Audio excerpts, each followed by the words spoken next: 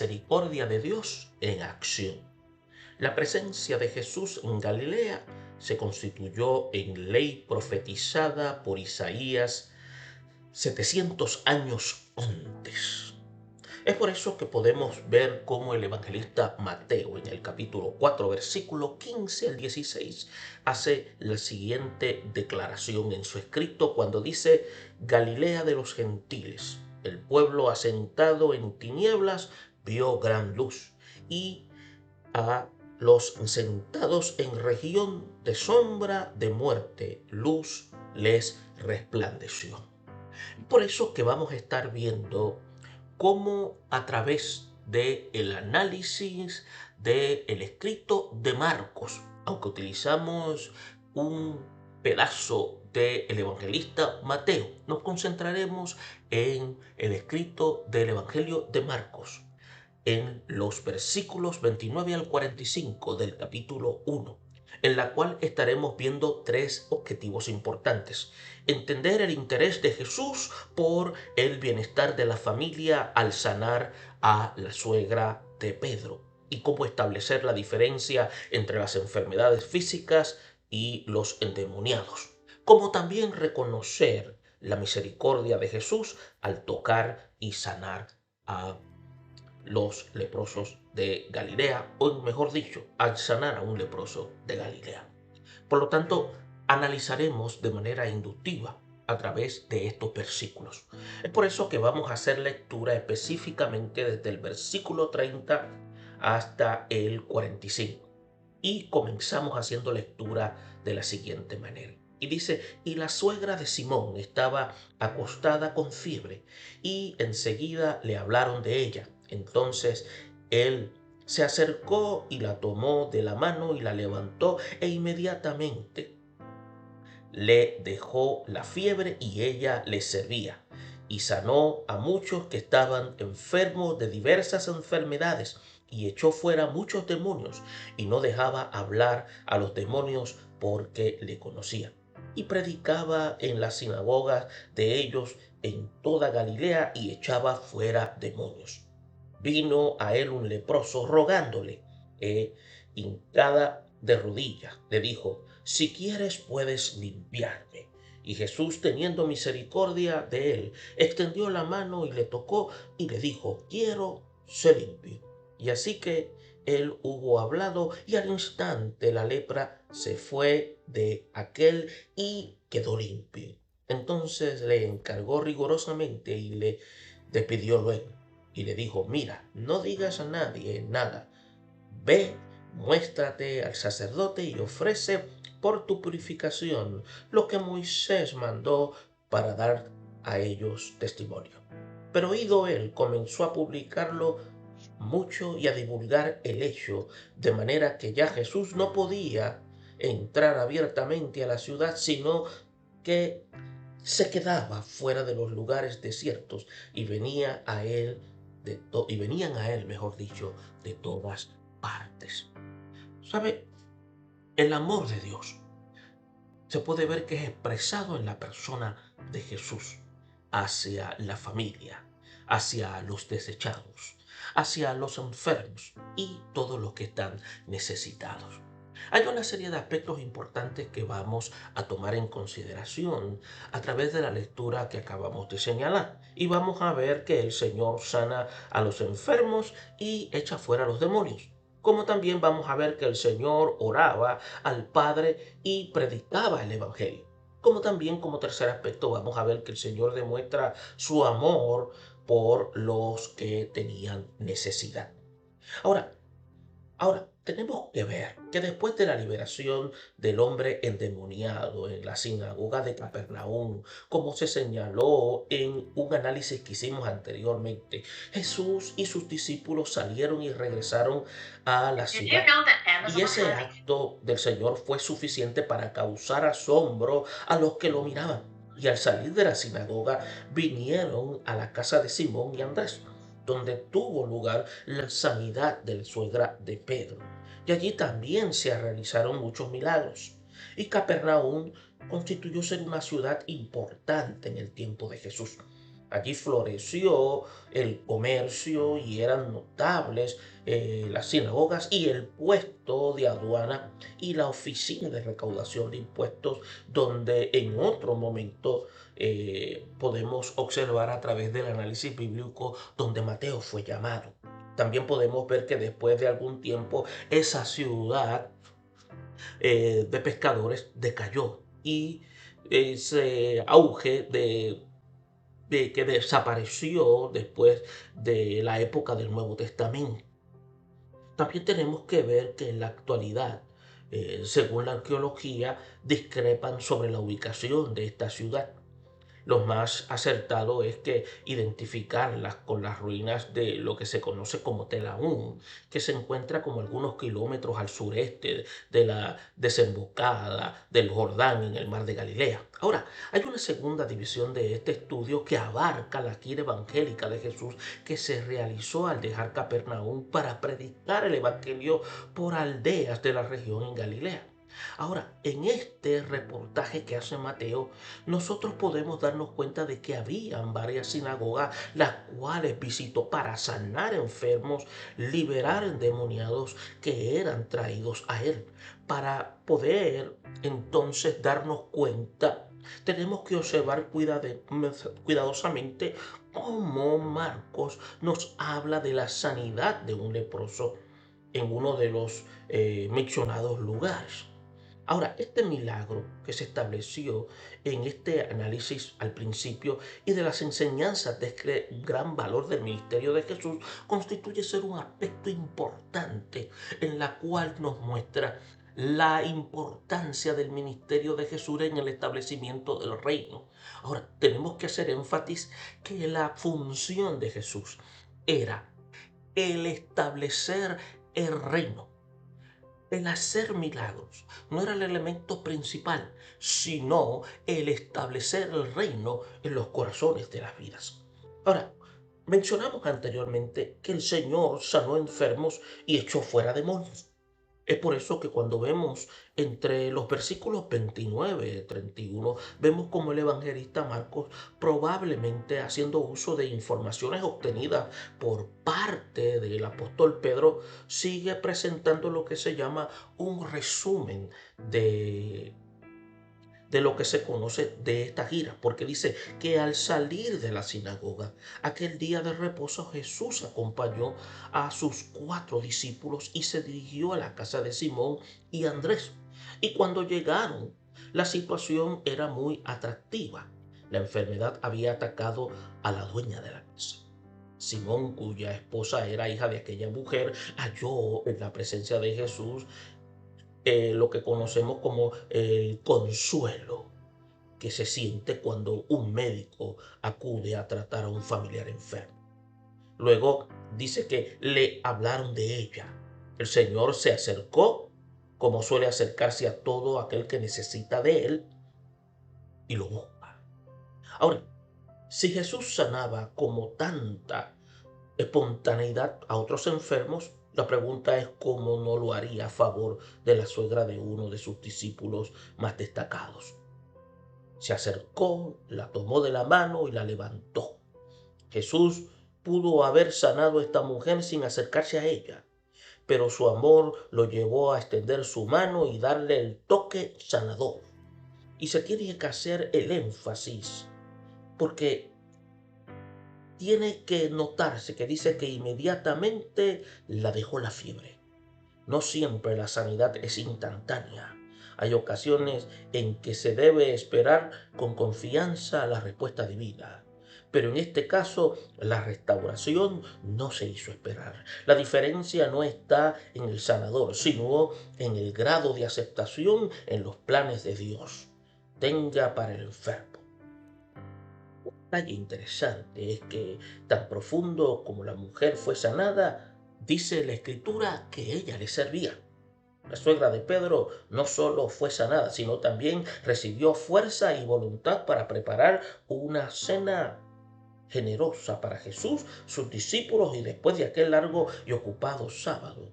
Aquí podemos aprender que Jesús sana, libera a los que lo necesitan con el fin de que le sirvan tan pronto como puedan. Podemos ver que en los versículos 32 al 34, los vecinos de Pedro tuvieron entonces que esperar hasta cuando llegó la noche para traer al Señor a todos los que tenían enfermos. Tenemos que recordar que era sábado y nadie podía hacer ninguna obra antes de que se pusiera el sol. La noche es siempre más triste y desconsoladora para los enfermos, pero la ciudad de Capernaum tuvo la noche más feliz en la historia. Los que supieron de la llegada de Jesús a la casa de Simón acudieron apresuradamente con sus familiares en busca de sanidad. Y es por eso que podemos notar que aquí el evangelista Marcos hace una distinción entre los enfermos y los que estaban endemoniados. Y esto contradice los que niegan la obra de los demonios en los humanos. Y es por eso que hay aquí un mensaje de esperanza para los que padecen, sea cual fuere su mal. Y es por eso también que en el versículo 33 hace uso de una hipérbole, que es más bien una especie de exageración. Y vemos cómo Marcos dice que toda la ciudad se agolpó a la puerta. De esta manera el autor lo que hace es una descripción de lo mucho que la gente necesitaba del Señor. Es por eso que en el versículo 34 afirma que Jesús sanó a muchos y echó fuera a muchos demonios. Parecerá algo raro, pero no se dice que todos hayan recibido lo que buscaban. Hay otro hecho que llama también la atención. Jesús no dejaba hablar a los demonios porque le conocían. Con eso nos enseña que estos espíritus estaban conscientes de la divinidad de Jesús, pero él no le permitió que hablaran, pues era muy temprano para que divulgaran su identidad divina, como también ellos no estaban autorizados para identificarlo como el Mesías. También podemos notar en el versículo 35 que no faltan incrédulos para negar la divinidad de Jesucristo, que pretendan hallar apoyo. Entonces podemos ver donde se indica que Jesús oraba al Padre. Y dicen estos que Jesús necesitaba orar porque no era Dios. Y en respuesta a este argumento falso se puede decir lo siguiente. Número 1. Por su encarnación, Jesús vino a ser verdaderamente humano y habiéndose despojado de su gloria, experimentó la necesidad de buscar a su Padre en oración. La tarea que tenía por delante era enorme, gigantesca, y necesitaba la ayuda constante del que lo había enviado. También quería dejarnos un ejemplo a todos sus seguidores para que busquemos a Dios en oración siempre, porque sólo así es que se puede ver con claridad y confianza el plan de salvación y servicio. También por la mañana, mientras todos dormían, siendo aún muy oscuro, Jesús salió y fue a un lugar desierto. Y aquí se toma la palabra desierto como sinónimo de solitario. Y era costumbre del maestro apartarse a sitios tranquilos para orar al Padre y meditar en su misión como vuestro Salvador. Y esto es un ejemplo del Señor, en la cual debe inspirar a todos nosotros, los que dedican el ministerio para apartar un momento para meditar en la palabra y estar en comunión con el Señor en oración. Y es necesario estar a solas con Jesús y ser llenos de la gracia que imparte su presencia para poder hacer frente a los quehaceres cotidianos de una manera eficiente. Cuando presentamos atención a los versículos 36 al 39, vemos la necesidad que reflejaba la gente, en la cual vemos en el mensaje que Simón y los demás discípulos le dieron a Jesús. Todos te buscan, ha sido siempre una realidad en el mundo. La gente busca desesperadamente algo que pueda remediar su dolor y alguien que puede darle orientación para sacarlos de la confusión en que se encuentran. El problema de todo es que no saben buscar, siguen consejos vanos y toman veredas que no los conducen a la vida eterna. Lo interesante que habla el versículo 37 es reconocer que la gente quiere encontrarse con Jesús. Los líderes predicadores deben tomar en cuenta este detalle. La actitud positiva de Jesús en busca de los perdidos se aprecia en el versículo 38. Ya él había estado a solas con el Padre. Su espíritu se había confortado a través de esos momentos de comunión. Y después de acercamiento a Dios, lo más natural es sentir el anhelo de ir en busca de los pecadores. Y eso fue lo que dijo un predicador chino cuando describía el éxito de su ministerio evangelístico. Me pongo de rodillas y le hablo a Dios de la gente y me pongo de pie y le hablo a la gente de Dios. Este impulso divino se describe en las palabras del maestro registradas en el versículo 38. Vamos a los lugares vecinos para que predique también allí, porque para esto he venido. Dos cosas se revelan en el versículo 39. Primero, por una parte se da la extensión y alcance de esta jornada evangelística. Predicaba en toda Galilea. Según el historiador Flavio Josefo, en ese tiempo Galilea contaba con más de 200 aldeas. Y segundo, también se dan los resultados de la gira, que echaba fuera demonios, además de otros tipos de sanidades. El mismo avance se ha logrado en la iglesia de hoy, siempre que los evangelistas dan los dos pasos que se ven en esta sesión: buscar a Dios y luego buscar a los perdidos. Hoy existen las mismas necesidades que agobiaban a los pueblos de las provincias de Galilea: religiones falsas, enfermedades y posesiones de demonios. Dios quiere usarnos para la salvación de los perdidos. Dejemos que su espíritu nos capacite.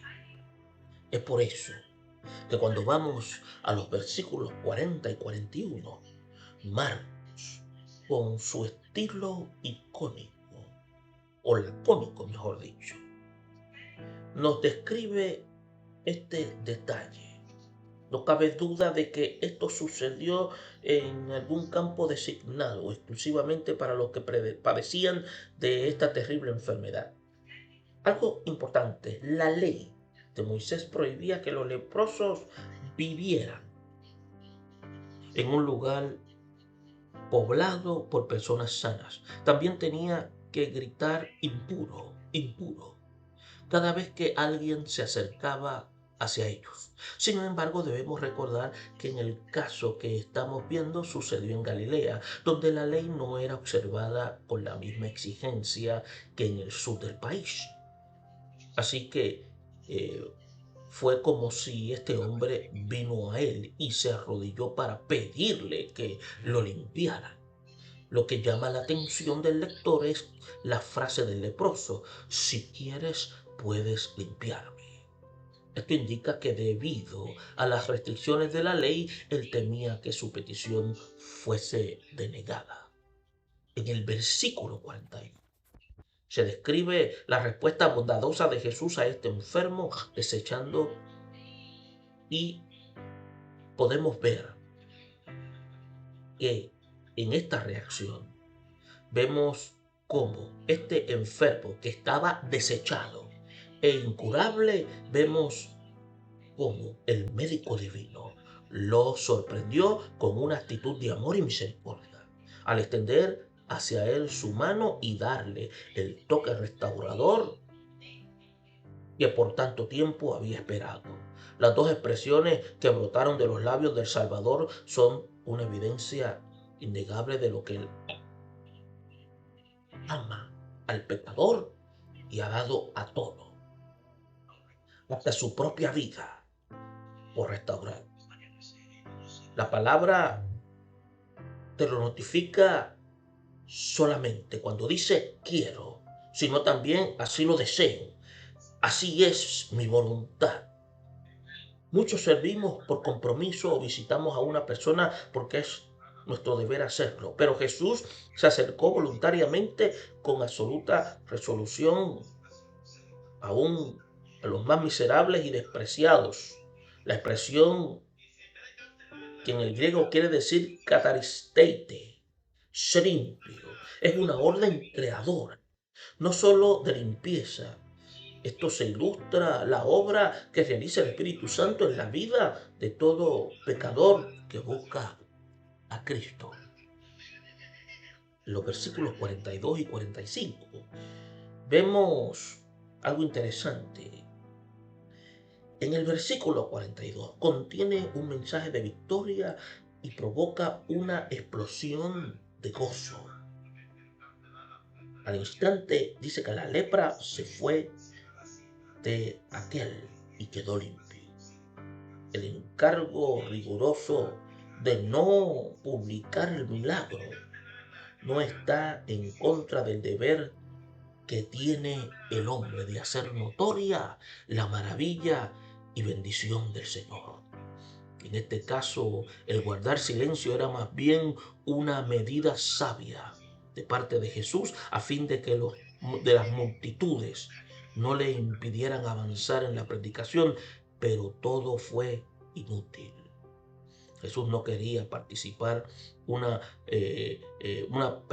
que se llama una persecución prematura por parte de los judíos. Cuando llegó el momento oportuno, ya no hizo nada por detener la divulgación de su identidad y misión.